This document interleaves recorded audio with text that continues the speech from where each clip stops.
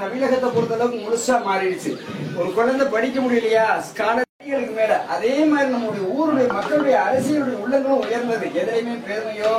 அகம்பாவமோ தலக்கணமோ இல்லாம சர்வசாதாரணமான நிலையில இறங்கி வரக்கூடிய நிலையில வந்து அரசியல்வாதியில் அவரோட இந்த பொறுப்பு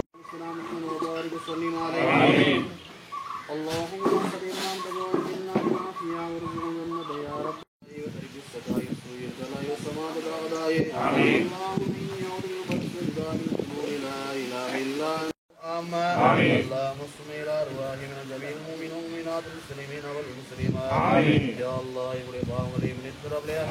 யா அல்லாஹ் யா அல்லாஹ் மேலும் அவர்கள் மக்களுக்கு நல்ல சேவை செய்ய தௌஃபீக் தருளே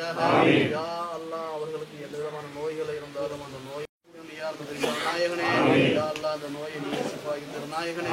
யா அல்லாஹ் மக்களுக்கு நல்ல சேவை செய்யக்கூடிய தலைவர்களை இந்த உலகத்தில்